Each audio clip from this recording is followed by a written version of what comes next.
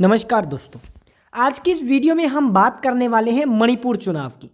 बता दें कि मणिपुर के अगर 2024 के चुनावों की बात करें यानी कि लोकसभा चुनाव की बात करें, उस समय मणिपुर के अंदर हिंसा हो रही थी और मणिपुर में पिछले 3 सालों से लगभग हिंसा हो रही है, जिसको लेकर कांग्रेस पार्टी लगातार बीजेपी का विरोध कर रही थी और वर्तमान सरकार का विरोध कर रही थी। मणिपुर में बीजेपी की सरकार थी, लेकिन वर्तमान की अगर हम बात करें तो पिछले 3 महीने पहले मणिपुर के अंदर दोस्तों आपको बता दें कि एनपीपी के समर्थन के बाद बीजेपी की सरकार खतरे में आ गई और आपको बता दें कि जिसके बाद मुख्यमंत्री एन वीरेंद्र सिंह ने इस्तीफा दे दिया और 9 फरवरी को इस्तीफे के बाद दोस्तों मणिपुर के अंदर राष्ट्रपति द्रौपदी मुर्मू के द्वारा राष्ट्रपति शासन लगा दिया गया।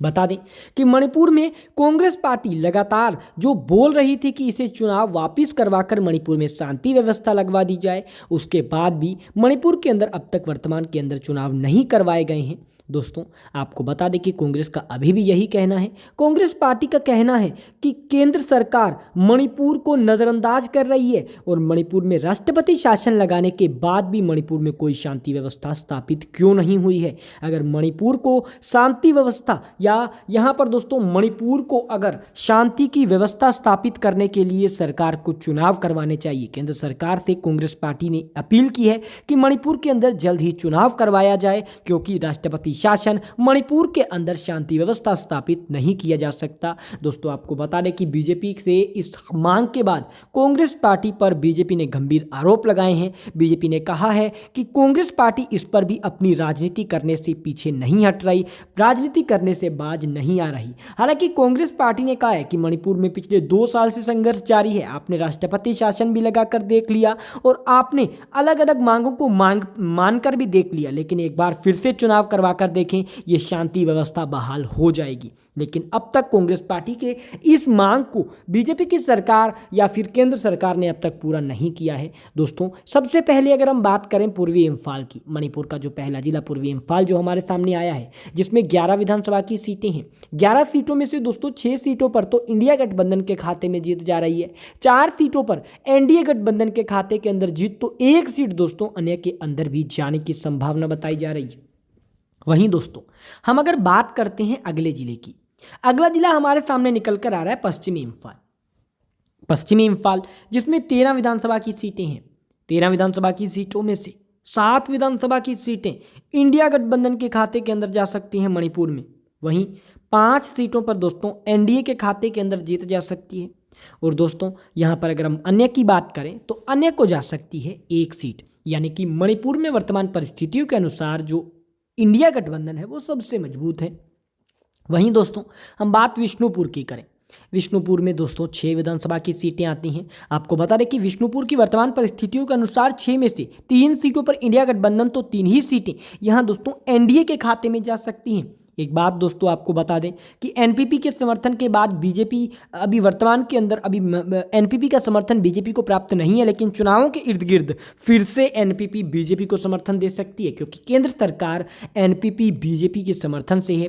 ऐसे में आपको बता दें कि यहाँ पर दोस्तों फिर से जब चुनाव होंगे तो एनपीपी और बीजेपी के साथ आने की संभावना बिल्कुल 90% के अंडरग्राउंड रहेगी। दोस्तों आपको बता दें कि अब तक हमने बात की है 30 सीटों की, अब मणिपुर की 30 सीटों में से 16 सीटों के करीब करीब दोस्तों कांग्रेस के खाते के अंदर जीत जा सकती है, 12 सीटों के करीब करीब बीजेपी पार्टी के खाते में जीत जा सकती है, 2 सीटों के करीब करीब दोस्तों अन्य के खाते में भी जीत जाने की संभावना बताई जा रही है। यानी कि वर्तमान परिस्थितियों के अनुसार कांग्रेस पार्टी जो है वो बीजेपी से लगभग 5 से 6 सीट आगे है। यानी कि दोस्तों अब हम बात कर लें अगले जिले की। अब अगले जिले की हम बात कर रहे हैं, अगले जिले के अंदर दोस्तों हमारे सामने जो निकल कर आ रहा है जिला वो है थौबल जिला, जिसमें 10 विधानसभा की सीटें आती हैं। अब थौबल जिले की 10 विधानसभा की सीटों में से 5 विधानसभा की सीटें इंडिया गठबंधन के खाते के अंदर जाने की संभावना बताई जा रही है, 4 विधानसभा की सीटें एनडीए गठबंधन के खाते के अंदर जाने की संभावना है। तो दोस्तों 1 सीट पर अन्य के खाते में भी जीत जा सकती है।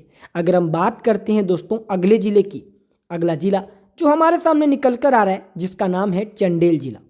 चंडेल जिले के अंदर आती हैं 2 विधानसभा की सीट। अब 2 विधानसभा की सीटों की हम बात कर रहे हैं, जिसमें दोस्तों दोनों की दोनों सीटें इंडिया गठबंधन हासिल कर सकता है। एनडीए का, अन्य का, दोनों का खाता नहीं खुलेगा और चंदेल जिले की दोनों सीटें इंडिया गठबंधन अच्छे खासे मार्जिन के साथ हासिल कर सकता है। वहीं दोस्तों अगर हम बात करते हैं यहाँ पर अगले जिले की, हमारे सामने जो अगला जिला निकल कर आ रहा है जिसका नाम है उखरुल जिला।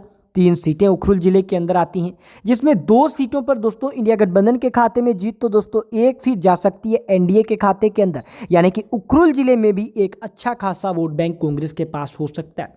वहीं दोस्तों कुल मिलाकर उखरुल जिले के अंदर इंडिया गठबंधन जो अधिक मजबूत है, कांग्रेस बीजेपी से अपेक्षा अधिक मजबूत है, यानी कि मणिपुर में जो हिंसा हुई है जिसके बाद बीजेपी का वोट बैंक भी कमजोर हुआ है और बीजेपी को कहीं ना कहीं हिंसा के बाद बहुत बड़ा झटका लगा, जिसका एक परिणाम बीजेपी 2024 के लोकसभा चुनाव में भी देख चुकी है। बीजेपी मणिपुर की दोनों सीटें हार गई और कांग्रेस ने दोनों की दोनों सीटें हासिल की। दोस्तों कुल मिलाकर अब तक हमने 42 सीटों की बात की है। 42 विधानसभा की सीटों में से दोस्तों 25 विधानसभा की सीटें कांग्रेस के खाते के अंदर, यानी कि दोस्तों अब तक 42 सीटों के बहुमत की बात करें तो 25 सीटों के साथ कांग्रेस पार्टी मजबूत स्थिति के अंदर है और 17 सीटों पर भारतीय जनता पार्टी के खाते के अंदर और दोस्तों 3 सीटें अन्य के अंदर यहां से जाने की संभावना जो है हमें दिखाई दी है। अब दोस्तों हम बात करें अगले जिले की। अगला जिला हमारे सामने जो निकल कर आया जिसका नाम है सेनापति जिला। 6 सीटें आती हैं, 4 सीटों के करीब करीब दोस्तों इंडिया गठबंधन जीत हासिल करेगा और दोस्तों 2 सीटों के करीब करीब हासिल करेगा एनडीए गठबंधन जीत, यानी कि इंडिया गठबंधन और एनडीए के अंदर जबरदस्त टक्कर रहेगी, लेकिन इंडिया गठबंधन अधिक मजबूत रहेगा। अगर हम बात करते हैं दोस्तों तमेंगलोंग जिले की, तमेंगलोंग जिले के अंदर आती हैं 3 विधानसभा की सीटें। अब 3 विधानसभा सीटों वाले तमेंगलोंग के अंदर 1 सीट तो जा सकती है इंडिया गठबंधन के अंदर, 2 सीटें जा सकती हैं एनडीए गठबंधन के अंदर, यानी कि तमेंगलोंग की 2 सीटों पर एनडीए, 1 सीट इंडिया गठबंधन और 0 सीट एनए के अंदर जा सकती है। अब दोस्तों आपको बता दें कि हम बात अंतिम जिले की करेंगे, लेकिन उससे पहले आपसे एक निवेदन करेंगे, वीडियो को लाइक, चैनल को सब्सक्राइब करें क्योंकि यह बिल्कुल फ्री होता है। दोस्तों अंतिम जिले की ओर बढ़ रहे हैं जिसका नाम हमारे सामने आ चुका है चूराचांदपुर। चूराचांदपुर जिले के अंदर 6 सीटें आती हैं, जिसमें 4 विधानसभा की सीटें तो इंडिया गठबंधन के खाते के अंदर जाने की संभावना है, 2 विधानसभा की सीटें एनडीए गठबंधन के खाते में जाने की संभावना है और 0 सीट अन्य के अंदर जाने की संभावना है।